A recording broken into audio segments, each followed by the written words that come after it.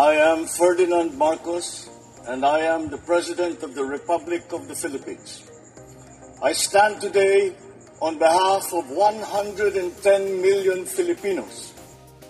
Hi everyone, hello universe, it's me again. I-updates ko nga ito. Nakikita nyo to? Nakita nyo kung gaano kadami ang Marcos loyalists? Nung panahon ni Apolacay. Ayan Wow, dami Yan po ay, sabi po dito mga kababayan. Ayan Marcos supporters na nagtitipon sa Malacanang bago maganap ang EDSA People Power. Ayan. Tingnan nyo kung gaano kadami. Diba? Kaya nga, diba sabi ko But anyway, shoutout sa mga Marcos loyalist, supporters, Filipino and OFW. Kung isa po kayo dito sa nagrarally nung panahon na yan. And of course, siyempre, mga apo nyo, malaki na, mga anak nyo, natatandaan nila ito. Well, mga kababayan, tanging Marcos lang ang mayroong loyalist since 1965. Oh my goodness, hanggang ngayon. Kaya nga sabi ko, sa pamilya Duterte, nanalo lang talaga sila dahil sa mga Marcos loyalist. Kasi, without Marcos loyalist, mga kababayan, hindi mananalo si Digong noong 2016. Tandaan nyo yan. Kung hindi natin binoto, ay nako po, si Maruhas ang presidente. O kaya si Grispo.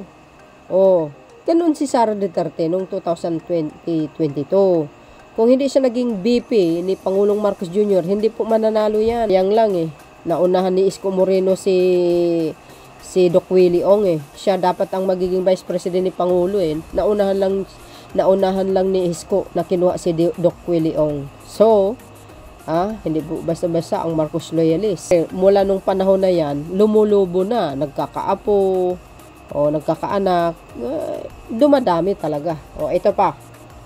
Congratulations, DOG, Sir Remulla. Proud kay ko nimo, Sir.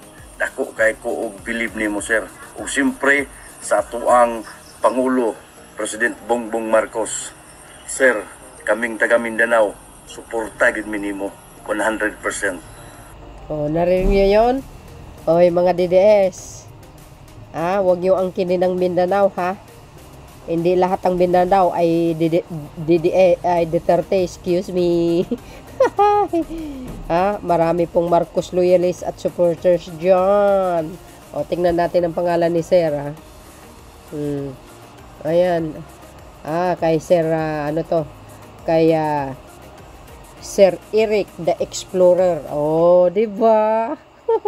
From Mindanao. M goes. Ito pa.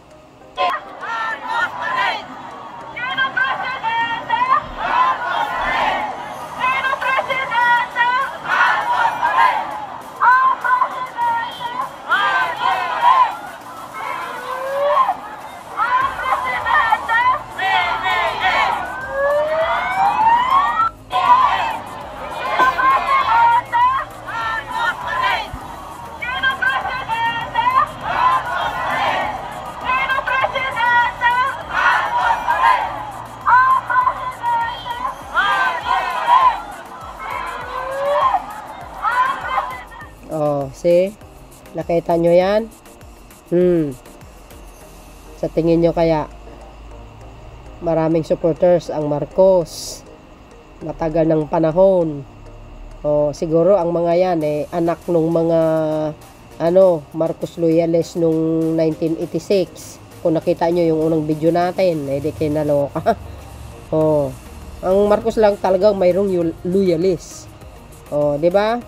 Na kami nagmamasid lang po kami. Ayaw namin ng rally-rally. Tsaka hindi namin ugali yun. Pag sinong nakaupo sa Malacanang, mananawagan kami na resign. Hindi namin ugali yun, di ba? Hindi namin ugali yun. Kasi hinalal ng bayan yun kahit sino pa dyan, pink or dilaw, umupo. Hindi kami nagdarally na araw-araw na si ganito. Kailangan resign si ganito. No, hindi. Pangulo yun Kung bagahalan ng bayan, wala tayong magawa. Suportahan. Di ba? So, yun, mga kababayan, ano po ang kapalagayan nyo? Oh, shout out sa mga Marcos loyalist dyan. Mga supporters, hello. Ayan, ha? Yan kami. Kunti pa lang nga yan eh.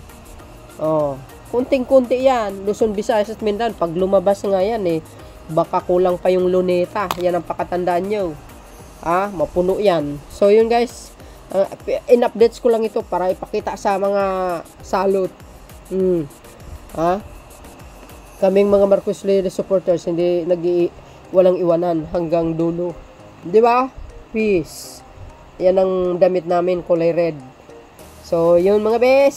Thank you for watching. See you again on my next upload. Bye-bye and babus. God bless Philippines. Sigaw dyan. Marcos pa rin. Babu!